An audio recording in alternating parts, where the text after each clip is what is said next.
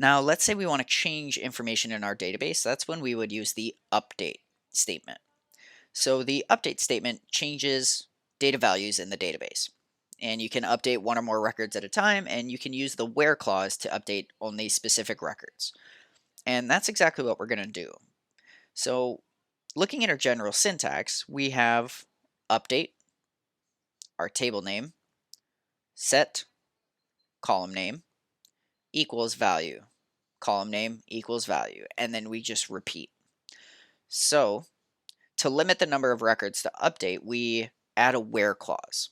So let's say we have Craig Smith, and he moved to St. Paul because he wanted to get out of the big city, and he changed his phone number to 651-895-4975. And we have to update his information in our database. So we are going to say update the table CT customers, set our column name city equals St. Paul, separate it with a comma, and our column phone is now equal to this string.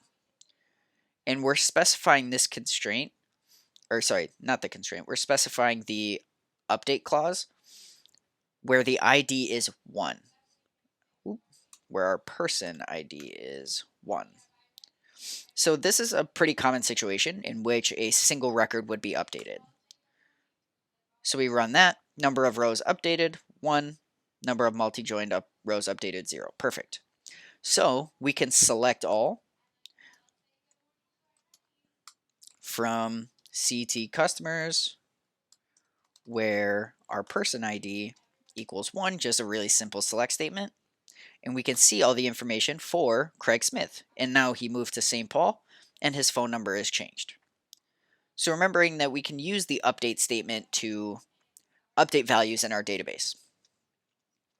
Now, if you want to delete somebody from your database, let's say they unsubscribe to our email list, and this would just be an automated script, we would just remove their records from our table. The delete statement can delete one or more records in a table, and we will also use the where clause to delete only specific records. We don't want to just start deleting whole tables. So the syntax would be delete from, and then the table name. So let's say Anita has canceled her subscription. She didn't want to continue to fill out her information, so she just unsubscribed. Let's delete her from our database. So we are going to call our delete from function. We're going to call our table, and we're going to specify, using the where statement, the person ID that is equal to 3. And this is Anita's person ID. So let's run this. Number of rows deleted, 1. Great, so let's check that that all worked out.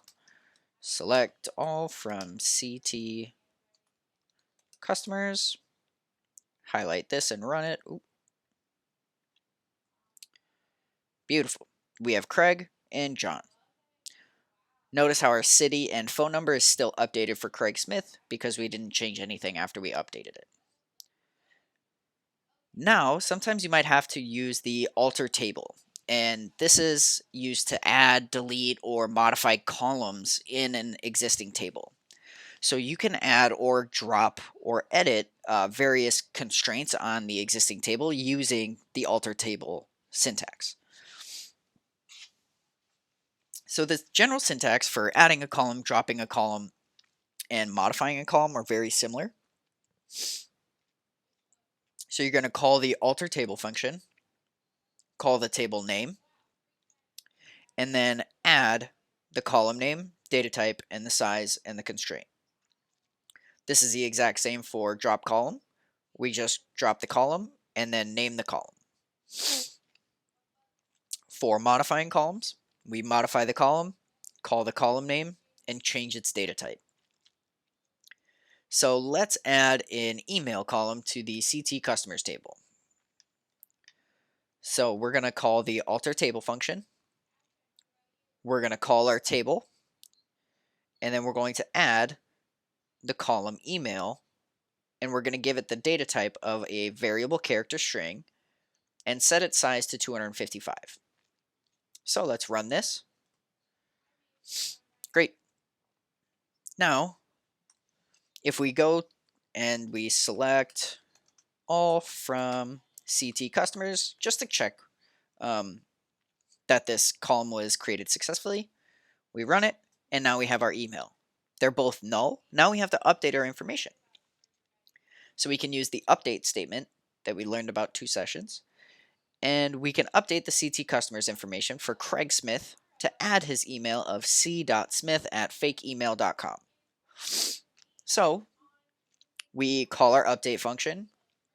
We call the table CT customers, set, column name email, and that equals this new string.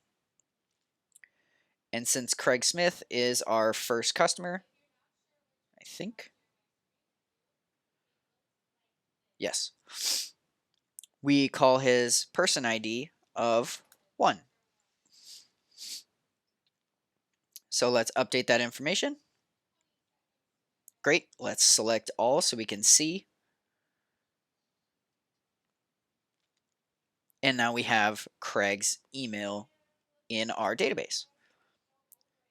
But our company just realized they don't want to reach out to customers via email, so we can drop this column from our database.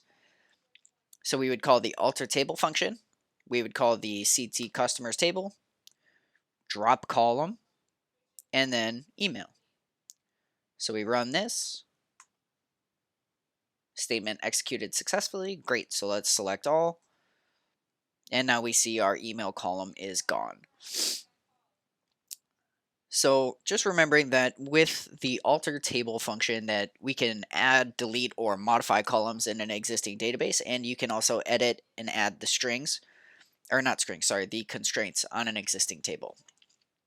So this was the last and final section of our Fundamentals of SQL course in the Create Table section. Just remember that if you try to create a table in Snowflake and work along with me, you won't be able to, and you'll hit an error. That is purposeful, so our data can remain untouched. So for other learners, they can have all of the tables necessary, because we don't want somebody to sign up and then start dropping tables out of nowhere on accident, and then our whole database is kind of screwed up a little bit, and then we have to start from scratch.